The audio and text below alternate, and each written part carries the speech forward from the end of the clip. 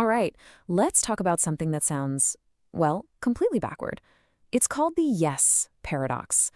It's this wild idea that the best way to get someone to say yes is to actually start by getting them to say no. I know, it sounds strange, right? Let's dive in. So let's just set the scene here. At the core of this whole thing is a feeling I guarantee you've had. We've all had it. It's that knot in your stomach when you have to ask for something. I mean, really think about it. You need a favor, maybe it's not even a big deal, but you hesitate, right?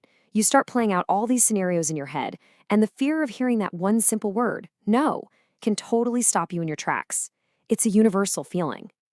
But what if you could flip that fear completely on its head?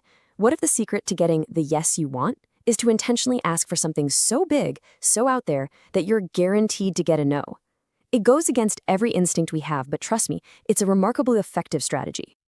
Okay, so how on earth does this actually work? Well, there is a real method to this madness, and we're going to break down the mechanics of how asking for that no can magically lead to a yes.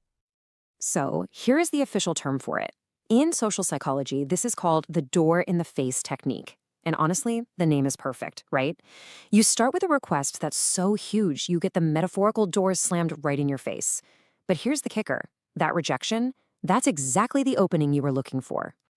It's actually a super simple two-step dance. First, you make that big, kind of crazy request. That's your opening move.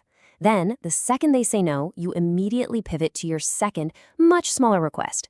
And that was what you were really after the whole time. Okay, this all sounds good in theory, right? But does it actually hold up in the real world?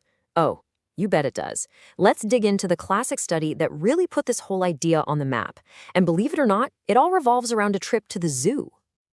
So in this famous experiment, researchers went out onto a college campus and they started approaching students with this absolutely massive request. They asked, hey, would you be willing to volunteer as a counselor for troubled youth for a minimum of 2 full years? I mean, what a huge commitment of time and energy. So how many students you think jumped at that offer? The answer is a big fat 0. Not one person said yes, 100% rejection rate. The door wasn't just slammed, it was bolted shut, just like they planned. But, see, the researchers didn't just walk away. The moment they got that hard no, they pivoted. They said, okay, totally get it, that's a big ask. In that case, how about this? Would you be willing to chaperone the same group of kids for just a single 2-hour trip to the zoo? And the result was just incredible.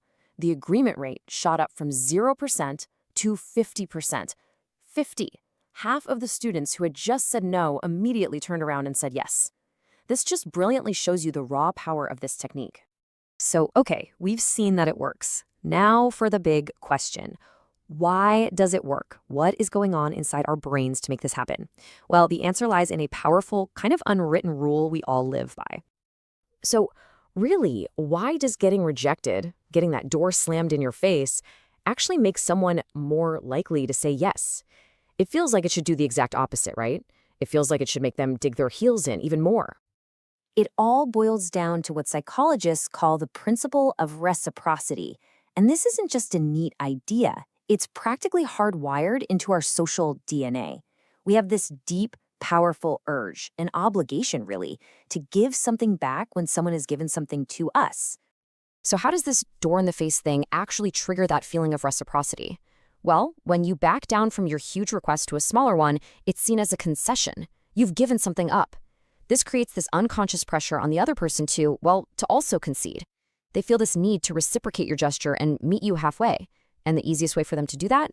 Just agree to your smaller request. But, and this is a really important detail, the initial request has to be believable. If it's too outrageous, the other person won't see your smaller request as a genuine concession, and the whole effect just disappears. The art is making that first no feel like part of a real negotiation. All right, so what's the bottom line here? How do we take this out of the lab and see it in our actual lives?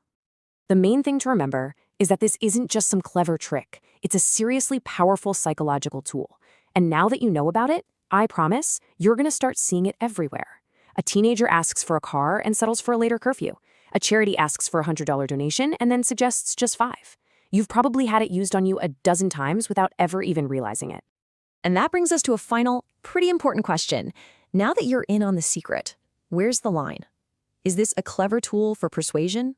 Or is it a sneaky form of manipulation? Definitely something to think about.